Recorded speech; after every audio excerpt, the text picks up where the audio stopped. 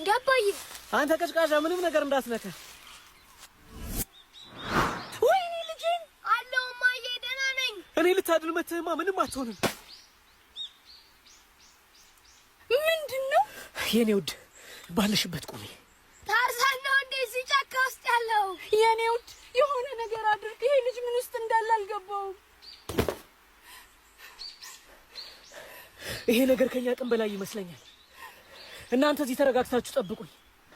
እኔ ኦላላን ይዤው እመጣለሁ። እሱ በእውቀት ከጎሰው አንድ እርምጃ የቀደመ ሰው ስለሆነ ለሁሉም ነገር መፍትሄ። ወይኔ ኦላላ!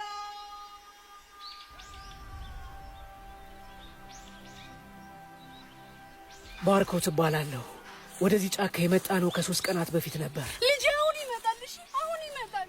የመጣንበት ምክንያትም ለበሽታዬ መድኃኒት ፍለጋ ነበር። እኔ ዓለም ላይ እጅግ በጣም ጥቂት ሰዎች ላይ ብቻ በሚከሰተው አውቶ ቢሪዮሪ ሲንድሮም ወይም ሳይጠጡ በመስከር ህመም የተጠቃው ሰው ነኝ። በዚህ በሽታ አንድ ኒኬስ የተባለ እንግሊዛዊ ጎልማሳ ተጠቅቶ እንደነበር ሰምቻለሁ። ሰዓት ከፊልም በነጻ ዥዋዥዌ እየተጫወትኩ ነው። ህመሙ የስካር በሽታ ነው። ማለትም ምንም አይነት የአልኮል መጠጥ ሳልጠጣ ከመሬት ተነስቼ እሰክራለሁ። የህመሙ ክፋት ደግሞ አፍ ላይ ሳይቀር የአልኮል ጠረን ማምጣቱ ነው። በዚህም ምክንያት የትኛውንም ሰው እመነኝ አልኮል አልጠጣሁም ብል እንደ እብድ ከመታየት ውጭ ሰሚ አላገኝም። ጭራሽ አልሰከርኩም ይላል እንዴ? ጋንጋን እየሸተተ መንጃ ፈቃድ አምጣ። አንተ እመነኝ እኔ ሰክሬ አይደለም አሞኝ ነው። ቢያምህማ ነው እንዲህ እስክትሆን ጠጥተህ 2 መኪና ገጭተህ የመጣው እኮ። ህመሜ ሲነሳ እንደዘከረ ሰው ጭንቅላቴን እያዞረ አንደበቴን ቆልፎ ስለሚያንገዳግዳኝ ነው እንጂ እመነኝ ጠጥቼ አይደለም። ናማ መኪናውንም እሱንም ወደ ጣቢያ ወሰድልኝ። አረው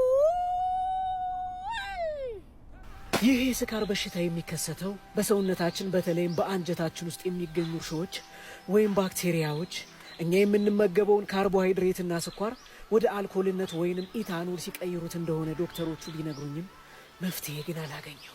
አንዳንዴ ታዲያ የማይሆን ቦታ ላይ ድንገት ህመሜ ይነሳና ነገሩን በሙሉ እንዳልነበር አድርጌ ብልሽት አወጣዋለሁ። እና ልጁ ምን አለው አላችሁኝ? አረ ምንም ወፍ ነው ያለው።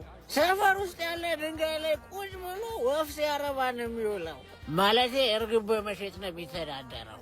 አጠገቡ ደግሞ ለልጆች የሚሆን ቆንጆ ድንጋይ አዘጋጅቶላታል። አሁን ሲጋቡ እዛ ላይ ቁጭ ብላ አብራ ወፍ እያረባች ትኖራለች እንጂ ሀብት ወፍ ውጡ! አረ ምን እንወጣ? ምን በዚህ በኩል ምን ቤት በቀላው እንዴና እንወጣ? አለሽ እማዬ? አለሁ እኔ ልጅ አለሁልሽ። እሺ ሁሌም የማዝነው ግን በሽታዬ ሲነሳ የሰፈር ሰዎችን ያለ ስማቸው እየጠራው በማስቀይማቸው ነገር ነው። እንዴት አደራችሁ? እንዴት አደርሽ ወይዘሮ ችግኝ? አረ ወይዘሮ አትክልት ነው ስማቸው። አትክልት ችግኝ ዋናው ሀሳቡ ነው። ምንድነው ልዩነቱ? አጅሬው እኔን ደግሞ እጽዋት በለኛ። ምን ፈለግ? አንተ ምን አለብህ? 5 ሳንቲም ሳታወጣ ሞቅ ይላል። ምን ሆነሃል ተክሉ? የእሱ እኮ ህመም ነው። ምን ነው የእሱን በሽታ ለእኔ ባረገው? እኔ እንዲህ ሞቅ እንዲለኝ ምን ያህል ገንዘብ እንደከፈልኩ እኔና አስተናጋጇ ነው የምናውቀው። የእሱ እኮ በነፃ ነው። በሽታ ይላል ቀልደኛ። በቅርቡ ስለ ህመሜ የሰማው ይህ የባለቤት አብሮ አደግ የሆነው የዳሽን ባንኩ ሰራተኛ ስለ ኦላላና ጥበቡ ነግሮን ነው ወደዚህ ቦታ እንድንመጣ ያደረገን። ኦላላ በኔስ የጫካው ጠቢብ ኦላላ። ይህ በጥበቡና በስራው ከማህበረሰቡ አንድ እርምጃ የቀደመው ኦላላ ያለፉትን 3 ቀናት ስለ ራሱ እየነገረን እንዲህ አከመኝ። ለአንተ በሽታ የሚረዳህ መድኃኒት ኒም የተሰኘ ዛፍ ቅርፊት ነው። ይገርማችኋል፣ ይህንን ተክል ህንድ ውስጥ የመንደሩ ፋርማሲ ወይም ተአምረኛው ዛፍ እያሉ ይጠሩታል። ከቅጠሉ እስከ ቅርፊቱ፣ ከፍሬው እስከ ስሩ ድረስ መድኃኒት ነው እና ያድነዋል ማለት ነው። እንደምታውቂው በሽታው በቀጥታ ከአመጋገብ ጋር የተያያዘ ስለሆነ ስኳርና ካርቦሃይድሬት ማቆም አለበት። ተክሉ ፈንገሱን ቢገለውም እንኳን እሱ ስኳር መመገቡን ከቀጠለ ፈንገሱ ተመልሶ ማደጉ አይቀርም። ስኳር ደግሞ ለፈንገሱ ነዳጅ ስለሆነ እሱን ካላቆመ አልኮሉ መመረቱን ስለሚቀጥል እሱን አቁሞ የኒም ቅርፊቱን እኔ በምላችሁ መሰረት መጠቀም አለበት። ይሄ ሁሉ ጥበብ ግን እዚህ ጫካ ውስጥ ሆነ እንዴት ኖረ? በአንድ ሰውና በአንድ መጽሐፍ አማካኝነት።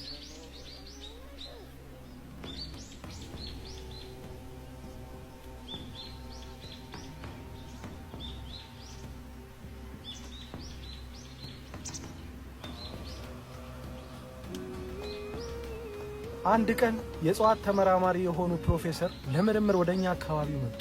ፕሮፌሰሩ ለምርምር በቆዩባቸው 2 ዓመታት ውስጥ ብዙ ቋንቋዎችን ማንበብና መጻፍ፣ ዕውቀትና ጥበብን አስተምረውኝ በመጨረሻም አንድ መጽሐፍ ሰጥተውኛል።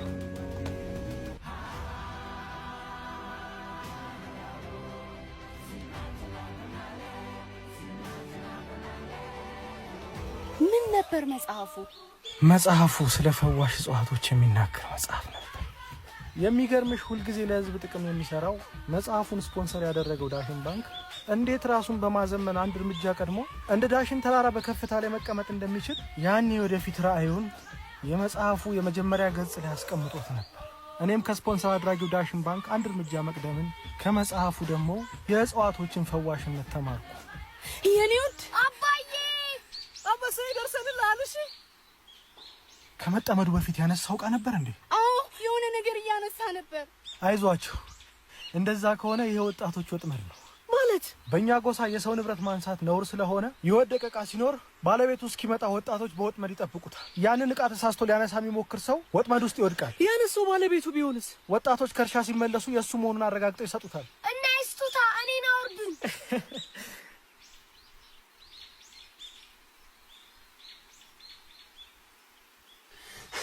እሷ ባጌኔ ነች። ያንተ ከሆነ ውስጡ ምን አለው? ስልክ አለው። ስልክ ውስጥ ምን አለ? አንደኛ ፓስወርድ የለውም። ሁለተኛ በውጭ ሀገር ለሚደረጉ ክፍያዎችና ግብይቶች ተብሎ የተዘጋጀው የዳሽን ባንክ ቨርቹዋል ማስተር ካርድ በውስጡ አለ። ምን ማለት ነው? ይኸውልህ አንበሳው፣ ዓለም አቀፍ ተቀባይነት ያለው የኦንላይን ግብይት መፈጸም የሚቻልበትና የዲጂታል አገልግሎት ክፍያ ለመፈጸም አመቺ ሆኖ እንደ ካርድ በእጃችን የምንይዘው ሳይሆን በስልካችን የሚቀመጥ የማይታይ ካርድ ማለት ነው። ምን ነው አንተን ባደረገኝ። ሁሉም ነገር ላይ እውቀት ያለው ሰው ብሆን። የዳሽን ባንክን መርህና አሰራር ወደ ህይወት ከወሰድከው ሁሌም አንድ እርምጃ ቀዳሚ ትሆናለህ።